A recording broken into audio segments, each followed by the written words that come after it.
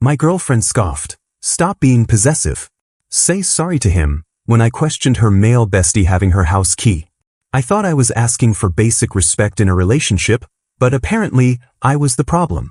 That's what Cassie made crystal clear the morning after Marcus walked in on us without warning, using his spare key like he owned the place. I'm Trevor, 29, been working as a paramedic for the Chicago Fire Department for 6 years now. Seen enough domestic situations to know when something feels off, but I'd been dating Cassie for nearly 2 years and figured I should trust her judgment about her childhood friend Marcus. That trust got tested real quick when I was kissing my girlfriend in her living room last Tuesday evening, thinking we had privacy, only to hear the front door click open and Marcus stroll in like he lived there. Oh shit, sorry guys, he laughed, not looking particularly sorry as Cassie scrambled to adjust her shirt. Didn't realize you had company, Cass. Company. Like I was some random hookup instead of her boyfriend of almost 2 years. Marcus is 31, married to his college sweetheart Lauren, and has this way of making me feel like an outsider in my own relationship. He's one of those guys who remembers every inside joke from high school, brings up stories I wasn't part of, and somehow makes his constant presence in Cassie's life seem completely normal. The spare key thing had always bothered me, but I'd never said anything because Cassie would get this defensive look whenever I questioned their friendship. This time felt different though. Walking in during an intimate moment crossed a line I couldn't ignore. Maybe you should call ahead next time, I said, keeping my voice calm and reasonable. Just so we know to expect you. The temperature in the room dropped about 20 degrees. Marcus's easy smile tightened, and Cassie shot me a look that could have melted steel. It was just a mistake, Trevor, she said, her voice carrying that warning tone I'd learned to recognize. Marcus has had that key for years. It's not like he planned this. But that was exactly my point. Having a key for years didn't mean he should use it without checking first, especially when her boyfriend was over. I work odd shifts at the fire station, sometimes pulling 24-hour rotations, so I'm not always at Cassie's place. Made sense that emergencies happen and trusted friends need access. What didn't make sense was treating her apartment like a revolving door when basic courtesy could avoid awkward situations. I get that accidents happen, I said, looking directly at Marcus. I'm just saying maybe a quick text or call would prevent this kind of thing in the future. Marcus shifted uncomfortably, glancing between Cassie and me like he was waiting for her to handle the situation. Which she did, just not the way I expected. You're being ridiculous, Cassie said, crossing her arms. Marcus isn't some stranger. He's like family. We grew up together. His mom practically raised me after my parents divorced. The family angle was her go-to defense whenever I expressed any discomfort about their relationship. Marcus had been her emergency contact until I came along, knew her coffee order better than I did, and somehow always appeared during her bad days with flowers or her favorite takeout. Their connection ran deep, I understood that. But understanding something doesn't mean you have to be comfortable with every aspect of it. I'm not asking him to give up the key, I said carefully. Just maybe use it more thoughtfully. That's when Cassie really lost it. Stop being possessive, she snapped, her voice getting that sharp edge that meant the conversation was about to spiral. This is exactly the kind of controlling behavior that ruins relationships. Marcus has never done anything inappropriate. He's married, for God's sake. Married to Lauren, a sweet woman who worked as a pediatric nurse and treated Cassie like a sister. Lauren, who had no idea her husband was currently making her boyfriend feel like an intruder in his own relationship. I never said he did anything inappropriate, I replied, fighting to keep my voice level. I'm talking about basic courtesy. But Marcus was already putting on his jacket, playing the wounded party perfectly. You know what, I should go, he said, looking genuinely hurt. I never meant to make anyone uncomfortable. Maybe I should just return the key if it's going to cause problems. The manipulation was smooth, I had to give him credit. Frame my reasonable request as an attack on their friendship, make himself the victim, and let Cassie rush to reassure him. Which she did, exactly on cue. Don't be ridiculous, she told him, shooting another glare in my direction. You're not giving up anything. Trevor's just being oversensitive. Oversensitive. That stung more than I expected. In my line of work, reading situations quickly and trusting your instincts keeps people alive. When something feels wrong, you pay attention. Right now, everything about this situation felt wrong, But apparently, my professional instincts didn't count for much in my personal life. After Marcus left, Cassie and I had what she called a discussion, and I would describe as her explaining why I was wrong about everything. She agreed to mention my concerns to Marcus, but made it clear she thought I was overreacting to what she called a simple mistake between old friends. I went home that night wondering if I was actually being possessive, or if I just learned something important about where I ranked in my girlfriend's priorities. Turned out, I was about to discover exactly how little I knew about Marcus and his definition of appropriate behavior. The guilt trip started 3 days later when Cassie called me at the station, her voice tight with frustration. "Marcus feels completely disrespected," she announced, like I'd committed some unforgivable sin. "He says he feels unwelcome in my apartment now, like he can't even check on me without worrying about offending your delicate sensibilities." I was restocking our ambulance after a rough call, a domestic violence situation where the woman kept making excuses for her partner's behavior, and the irony wasn't lost on me. "Did you explain that I just asked him to call first?" I asked, pulling off my latex gloves. "That's not the point, Trevor. The point is that you made him feel like he was doing something wrong when he's been nothing but a good friend to me for 15 years. 15 years. She always brought up the timeline like it automatically trumped any concerns I might have. What she didn't know was that for the past 8 months, I'd been sitting on information that completely changed how I viewed Marcus's definition of being a good friend. It started at Jamie and Sarah's backyard barbecue last summer. Marcus had been drinking, laughing loud, telling stories about his college days with Lauren. When he went to the bathroom, his phone buzzed on the picnic table where he'd left it face up. The notification preview showed a message from someone named Amber_Chicago23, with a thumbnail photo that definitely wasn't Lauren. The message preview read, "Can't wait for tomorrow night. Same hotel." I shouldn't have looked, but once I saw that, I couldn't unsee it. When Marcus came back, I watched him quickly swipe the notification away, checking to see if anyone had noticed. Our eyes met for a split second, and I saw something flicker across his face before he grabbed his phone and shoved it in his pocket. That might have been the end of it, just a moment of uncomfortable knowledge I could pretend I never had, but then I started noticing things. Marcus at Luigi's downtown with a brunette who wasn't Lauren, his hand on her lower back as they waited for a table. A few weeks later, same thing at the new sushi place on Michigan Avenue, different woman entirely, blonde this time, clearly more than friends based on how she was laughing and touching his arm. Both times I was with my partner Rodriguez, grabbing quick meals between calls, too far away to confront him even if I'd wanted to. Which I didn't. Because what was I supposed to do? Walk up to a married man I barely tolerated and accuse him of cheating based on restaurant sightings? Tell his wife, who seemed genuinely happy, that her husband was meeting women for what sure looked like dates? It wasn't my marriage, wasn't my business, and I figured Lauren was smart enough to figure things out if she needed to. But now, listening to Cassie demand I apologize to the same man I'd watched betray his wife multiple times, the hypocrisy was suffocating. "You know what?" Cassie continued, her voice getting that determined tone that meant she'd already decided how this was going to go. "You're going to apologize to him. Tonight. I'm not letting this ridiculous jealousy ruin my oldest friendship." Apologize for what exactly? Asking for basic courtesy? But I could already hear the defeat in my own voice. This was going to happen whether I wanted it or not, because Cassie had decided Marcus's hurt feelings mattered more than my reasonable boundaries. For making him feel unwelcome. For questioning his intentions. For treating him like some kind of threat when he's married and has never been anything but respectful. Respectful. The word almost made me laugh, thinking about those hotel reservations and restaurant dates. But what was I going to say? Actually, Cassie, your precious childhood friend is cheating on his wife, so maybe his moral authority isn't what you think it is? She'd never believe me. Would probably accuse me of making things up because I was jealous. Which, according to her, I clearly was. Fine, I said, because sometimes keeping peace in your relationship means swallowing things that taste like poison. I'll apologize. The relief in her voice was immediate and complete. Thank you. I knew you'd do the right thing once you thought about it. Marcus really is one of the good ones, Trevor. Once you get to know him better, you'll see what I mean. One of the good ones. I ended the call and stared at the Chicago skyline through the station windows, Thinking about Lauren planning what she'd mentioned was going to be their 10-year anniversary cruise next month. Thinking about how excited she'd been talking about it at Sarah's birthday party, how Marcus had smiled and nodded along while checking his phone every few minutes.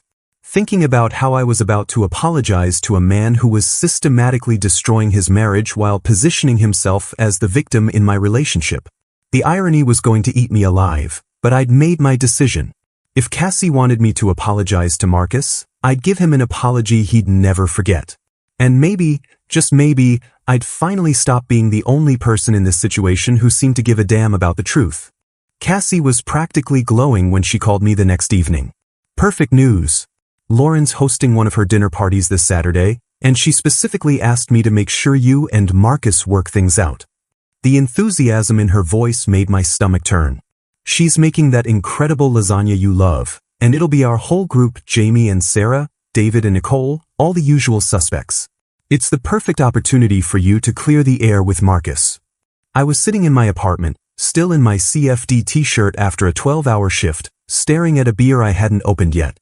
You already told them I'm apologizing? I may have mentioned that you realized you overreacted and wanted to make things right, she said, and I could hear the smile in her voice. Lauren was so relieved. She hates when there's tension in the group, and she really likes you, Trevor. She keeps saying what a good influence you are on me. What a good influence. If only Lauren knew that her husband's biggest defender was about to become his worst nightmare. Marcus is being really mature about the whole thing, Cassie continued. He said he's willing to put it behind us if you're genuinely sorry. See? I told you he was a good guy. I spent the week doing something I'd never done before in my life, planning a confrontation. Tuesday after my shift, I drove past Luigi's and confirmed what I remembered about the layout, the lighting, how clearly you could see the tables from the street. Wednesday, I did the same thing at the sushi place on Michigan Avenue.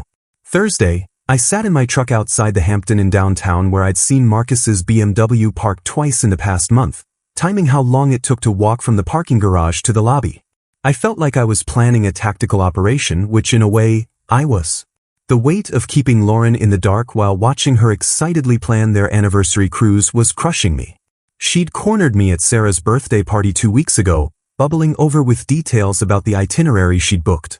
10 years married, can you believe it? She'd said, her face lighting up in that way that made everyone around her smile. Marcus keeps joking that he's stuck with me now, but honestly, I fall in love with him more every year.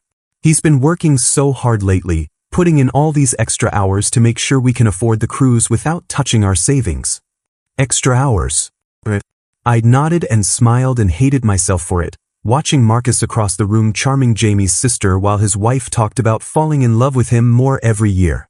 The man was a sociopath, and somehow I was the bad guy for asking him to knock before entering my girlfriend's apartment. Friday night, Cassie came over to my place with takeout and that satisfied expression she got when she thought she'd successfully managed a situation. I'm so proud of you for doing this, she said, unpacking Thai food on my coffee table. It shows real maturity, being willing to admit when you're wrong. I wasn't wrong, but I was about to prove exactly how right I'd been in the most spectacular way possible. Lauren's been cooking all day, Cassie continued. She's so excited to have everyone together.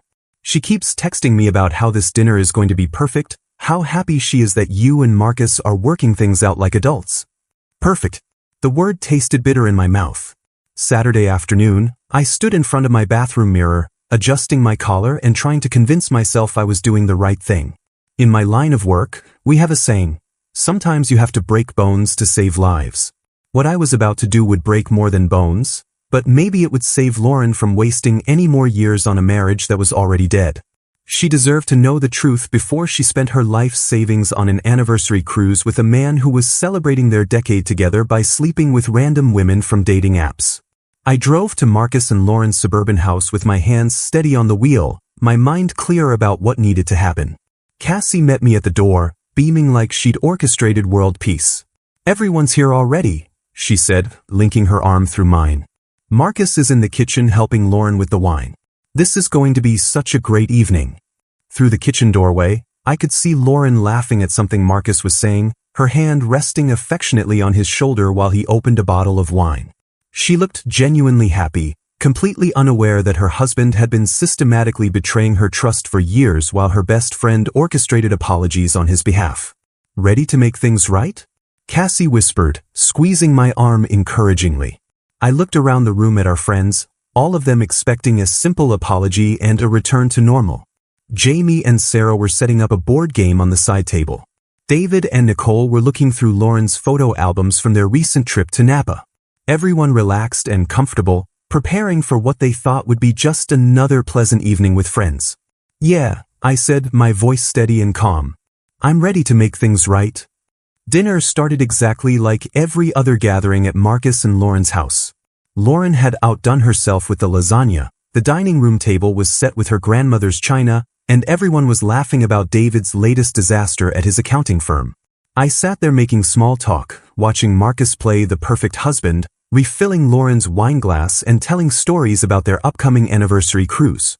10 years next month, he said, raising his glass in a toast. "Here's to my beautiful wife, who somehow still puts up with me after all this time." Everyone raised their glasses, smiling at what looked like genuine marital happiness. Lauren beamed, leaning over to kiss his cheek. "He's being modest," she said. "Marcus has been working so hard lately to make sure we can afford this cruise. All those late nights at the office, weekend client meetings. I'm married to the most dedicated man in Chicago. Late nights at the office. Weekend client meetings." I took a long sip of wine and waited for the right moment. It came during dessert, when Cassie decided it was time to address the elephant in the room. "So," she said brightly, looking between Marcus and me, "I think Trevor has something he'd like to say." The table went quiet, all eyes turning to me expectantly. Marcus leaned back in his chair with that magnanimous expression people get when they're about to graciously accept an apology they feel they deserve. Lauren looked hopeful, clearly wanting her dinner party to end with reconciliation and restored harmony. "Actually, I do have something to say," I began, setting down my fork and looking directly at Marcus. "I want to apologize for questioning your use of Cassie's apartment key." Marcus nodded approvingly, already basking in his vindication. "I realize now that I was completely out of line," I continued, my voice calm and measured. "A man who's been nothing but loyal and faithful in all his relationships deserves better treatment than that." Something flickered in Marcus's expression, but I kept going. "Which is why I think Lauren deserves to know about your profiles on 3 different dating websites." The silence that followed was deafening. Lauren's wine glass stopped halfway to her lips. Jamie's fork clattered against his plate. Sarah actually gasped. Marcus went white, his mouth opening and closing like a fish out of water. "Trevor, what are you talking about?" Cassie demanded, but I wasn't looking at her anymore. I was focused entirely on Lauren, whose face was cycling through confusion, denial, and dawning horror. "I'm talking about Amber from the Hampton Inn," I said, keeping my voice gentle but clear. "And Jessica from Luigi's restaurant. And whatever her name was at the sushi place on Michigan Avenue." "You're insane," Marcus finally managed to say, but his voice cracked. "I don't know what kind of sick game you're playing, but the Hampton Inn charges $89 a night for their standard rooms," I continued, still speaking directly to Lauren. "I know because I looked it up after I saw Marcus's BMW in their parking garage. Twice. On nights when he told you he was working late." Lauren set down her wine glass with mechanical precision. "Marcus?" she said quietly. "What is he talking about?" "He's lying," Marcus said, but sweat was beading on his forehead. "He's making this up because he's jealous of our friendship, because he can't handle that Cassie has other important people in her life." "The second phone," Lauren said suddenly, her voice barely above a whisper. "I found it in your car last week. You said it was for work." The room erupted. David stood up so fast his chair tipped over. Nicole grabbed Sarah's hand like she needed an anchor. Cassie was staring at me with absolute fury and disbelief. But Marcus was completely focused on his wife, watching 10 years of careful deception crumble in real time. "Lauren, baby, let me explain," he started, reaching for her hand. She yanked it back like he'd burned her. "Explain what?" "Explain the credit card statements I've been finding? The receipts you thought you hid? The way you've been treating me like I'm paranoid for asking questions?" "You knew." Marcus's voice was barely audible. "I've suspected for months," Lauren said, standing up from the table with eerie calm. But every time I tried to talk to you about it or asked Cassie for advice, I was told I was being insecure, that I should trust you more. That good husbands like you don't just throw away 10-year marriages for random hookups. She turned to look at Cassie, who had gone pale. You knew, didn't you? That's why you were always so quick to reassure me. Why you always had explanations for his behavior. I was protecting you, Cassie whispered. I knew he'd stop eventually. I thought You thought what? That I was too weak to handle the truth? That I deserved to live in a fantasy while my husband made a fool of me? Lauren's voice was rising now, years of suppressed suspicion and gaslighting finally breaking free. Marcus tried one last desperate play. This is ridiculous. You're going to believe some paranoid accusations over your own husband? Over 10 years of marriage. 10 years of marriage? Lauren laughed, but there was no humor in it. You mean 10 years of me working extra shifts to pay for your business trips? 10 years of me making excuses to our friends when you disappeared for hours? 10 years of me questioning my own sanity because you made me feel crazy for noticing what was right in front of me? She walked to the hall closet and pulled out a suitcase that had clearly been packed and waiting. I want you out of my house. Tonight. The room was dead silent except for the sound of Marcus's world imploding. Lauren, please, he said, his voice breaking. We can work through this. It didn't mean anything. It was just Just what? Just sex? Just lies? Just you destroying our marriage while I planned our anniversary cruise? She threw the suitcase at his feet. Get out. Before I call my lawyer. Marcus looked around the room desperately, searching for an ally, someone who might take his side. But David was shaking his head in disgust.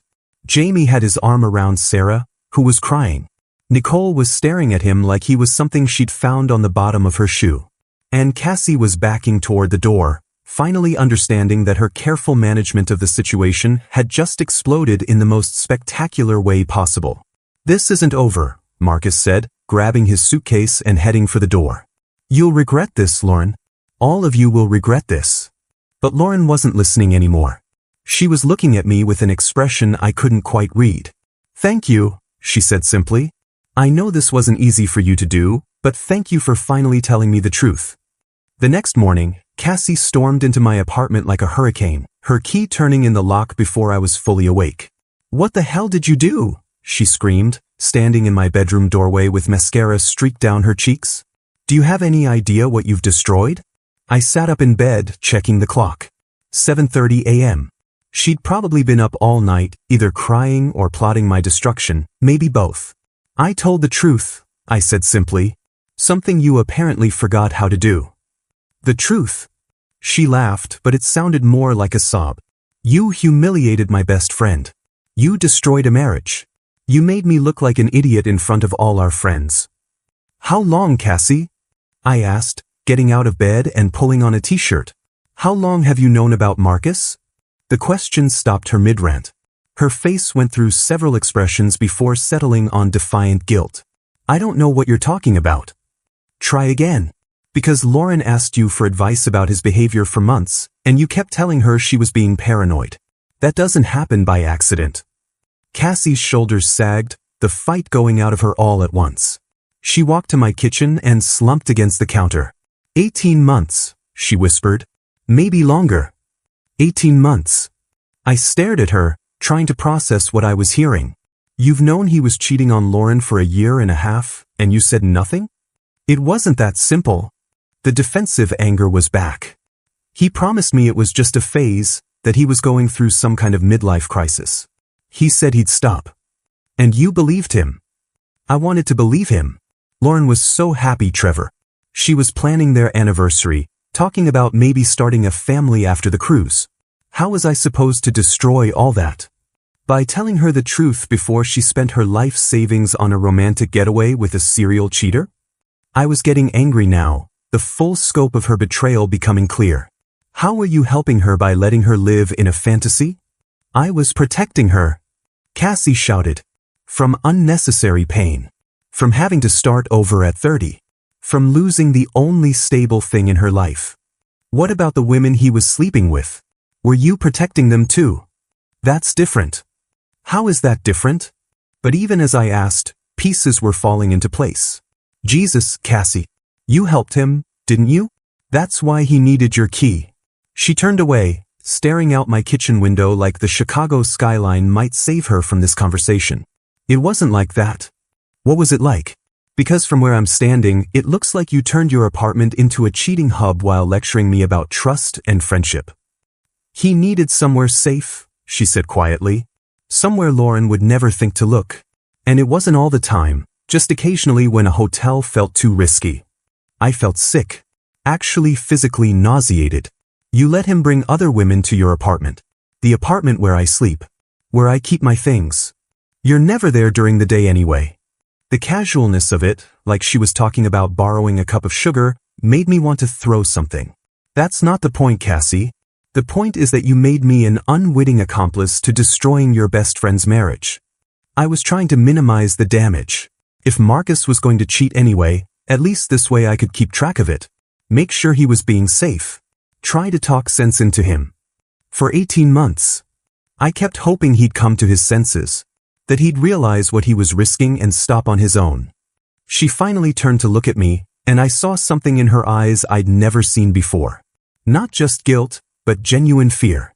You have no idea what you've done, Trevor. Lauren's going to lose everything. The house, half their savings, her entire life as she knows it. She was going to lose it anyway, I said. The only difference is now she gets to make her own choices about her future instead of living in a lie you helped maintain. I was protecting her, she said again, but weaker this time. You were protecting Marcus. There's a difference. The truth of it hung in the air between us. Cassie had spent 18 months enabling Marcus's affairs while gaslighting his wife, and somehow she'd convinced herself she was the hero of this story. Did you ever think about what would happen when she found out? Because she was going to find out eventually, Cassie. They always do. I thought he'd stop. I thought once he got it out of his system, this wasn't him getting something out of his system. This was a pattern. A lifestyle. And you were part of it. She started crying then, real tears this time instead of the angry, frustrated ones from earlier. I never meant for it to go this far. It started with just one woman, just one mistake, and Marcus begged me not to tell Lauren. Said it would destroy her for no reason since it was never going to happen again. But it did happen again. Again and again and again, she sobbed. And every time he promised it was the last time. Every time, I believed him because the alternative was watching my best friend's world fall apart. So instead, you helped tear it down piece by piece while she paid for the privilege. Cassie looked at me with something that might have been hatred. You're so righteous, aren't you? So sure you did the right thing. Well, congratulations, Trevor. You got your revenge on Marcus, and all it cost was Lauren's happiness and our relationship. Our relationship ended the moment you decided Marcus's secrets were more important than basic honesty. I just didn't know it yet. I walked to my front door and opened it. I think you should leave. She gathered her purse and jacket, moving like someone in a daze. At the door, she stopped and looked back at me. For what it's worth, she said quietly, I really thought I was doing the right thing. I know you did, I replied. That's what makes this so much worse. 3 days later, Lauren called me. Could we meet for coffee? She asked, her voice steady but tired. There are some things I'd like to discuss, if you're willing. We met at a quiet cafe downtown, one of those places with mismatched furniture and local art on the walls. Lauren looked different, older somehow, but also more solid, like she'd stopped floating and finally planted her feet on the ground. I wanted to thank you again, she said once we'd ordered. I know what you did wasn't easy, and I know it probably cost you your relationship with Cassie. That relationship was built on a lie anyway, I said. I just didn't realize it at the time. Lauren nodded, stirring sugar into her coffee with mechanical precision. I need to tell you something. About how long I've known, about what I've been doing behind the scenes. She pulled out a manila folder from her bag and set it on the table between us. I've been documenting Marcus's affairs for 8 months. Credit card statements, phone records, photographs, hotel receipts. I hired a private investigator 6 weeks ago. I stared at her. You knew everything? Not everything, but enough. Enough to know my marriage was over, enough to protect myself legally, enough to make sure I wouldn't be left with nothing when this all came to light. She opened the folder and showed me a stack of papers that would have made any divorce attorney smile. But what I didn't know was the extent of Cassie's involvement. Her voice got quieter. She was my closest friend, Trevor. When I started having suspicions about Marcus, she was the first person I called. Every time I found something suspicious, every time my gut told me something was wrong, I went to her for advice. And she told you that you were being paranoid. Every single time. Marcus loves you and you're just being insecure. Marriage is hard, you have to trust each other. She made me feel guilty for doubting him, made me think I was the problem. Lauren's hands were shaking slightly as she flipped through the documentation. The worst part is that I started to believe her. Started to think maybe I was losing my mind, seeing threats that weren't there. Gaslighting, I said quietly. That's what it's called when someone makes you question your own reality. I looked it up, she said with a bitter smile. Turns out there's a name for everything Marcus and Cassie were doing to me. But here's what really gets me. Last month, when I found that second phone in Marcus's car, you know what Cassie said? I waited. She said maybe it was a surprise for our anniversary. Maybe he was planning something special and didn't want me to find out. She actually convinced me to put it back and pretend I hadn't seen it. The cruelty of it was breathtaking. She was actively working against you. For 18 months, Lauren confirmed. 18 months of her reassuring me that I was wrong, that I should trust my husband more, that good marriages require faith. All while she was providing him with a safe place to betray me. She pulled out another set of documents. My private investigator confirmed it. Marcus used Cassie's apartment at least 12 times in the past 6 months alone. Different women, always during the day when you were at work. I'm so sorry, Lauren. I had no idea how deep this went. How could you? You were being manipulated too, just differently. Cassie was managing all of us, keeping us all in our assigned roles while Marcus destroyed our marriage with her full support. Lauren closed the folder and looked at me directly. But here's what I want you to understand. What you did at that dinner party wasn't cruel or vindictive. It was the first honest thing anyone had said to me in over a year. It felt pretty brutal in the moment. It was brutal, but it was also necessary. I was 3 weeks away from spending $8,000 on an anniversary cruise with a man who was celebrating our decade together by sleeping with women he met online. The only thing worse than learning the truth would have been not learning it. She reached across the table and squeezed my hand. You gave me back my agency, Trevor. My ability to make decisions about my own life based on reality instead of carefully crafted lies. What happens now? Now I file for divorce with 8 months of documentation and a paper trail that shows systematic deception and financial infidelity. Now I keep the house, most of our savings, and my self-respect. She smiled, and for the first time since I'd known her, it looked completely genuine. And now I get to rebuild my life surrounded by people who actually care about my well-being. What about Cassie? What about her? She made her choice 18 months ago when she decided Marcus's comfort was more important than my right to know the truth about my own marriage. Some betrayals are too fundamental to forgive. Lauren finished her coffee and gathered her papers. I've moved in with my sister for now, but I'm looking at apartments downtown. Close to the hospital where I work, close to friends who actually deserve that title. As we stood to leave, she paused. Can I ask you something? How long were you carrying around the knowledge about Marcus before you finally said something? 8 months, I admitted, and it was eating me alive. Good, she said firmly. That means you have a conscience. That means you understand the weight of truth and lies. Cassie carried the same knowledge for more than twice as long and slept just fine. Outside the cafe, Lauren hugged me goodbye. Thank you for being brave enough to tell me what everyone else was too cowardly to say. Thank you for caring more about my future than your own comfort. I watched her walk away, shoulders straight, purpose in her step. She looked like someone who'd finally stopped apologizing for taking up space in her own life. The confrontation with Cassie happened 2 weeks later when she showed up at my apartment unannounced, looking like she hadn't slept in days. We need to talk, she said, pushing past me into my living room. This has gone too far, Trevor. You've destroyed everything. I closed the door and followed her, noting how different she looked. The confident, managing version of Cassie had been replaced by someone who seemed genuinely lost. What's gone too far? I asked.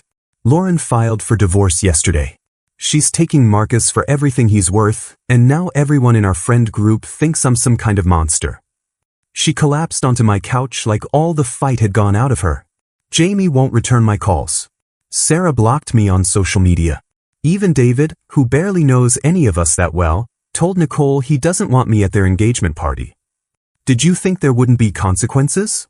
I thought people would understand that I was trying to protect everyone, that I was caught in an impossible situation. Cassie looked up at me with genuine confusion.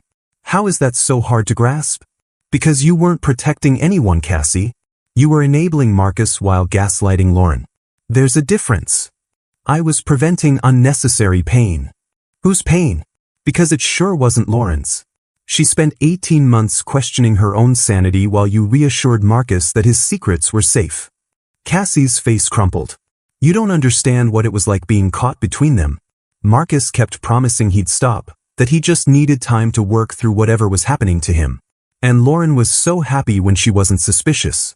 I thought if I could just manage the situation until Marcus came to his senses. Manage the situation, I repeated. That's what this was to you? A situation to be managed instead of a marriage being destroyed. I never wanted it to go this far, she whispered. It started with just one woman, just one mistake. Marcus was devastated, said it was the biggest regret of his life. He begged me not to tell Lauren because it would destroy her for no reason since it was never going to happen again. But you knew it would happen again. I hoped it wouldn't. And when it did, I thought maybe it was just a phase, something he needed to get out of his system. By the time I realized it was a pattern, I was in too deep. How was I supposed to tell Lauren I'd been lying to her for months? The same way you should have told her from the beginning. With honesty. Cassie started crying, the kind of exhausted tears that come from fighting a battle you know you've already lost. Marcus threw me under the bus, she said bitterly. When Lauren's lawyer contacted him for the divorce proceedings, he told them I was obsessed with him, that I helped him cheat because I was jealous of their marriage and wanted to break them up. I stared at her.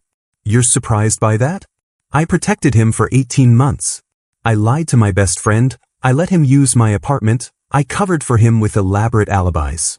And the minute things got difficult, he made me the villain to save himself. What did you expect?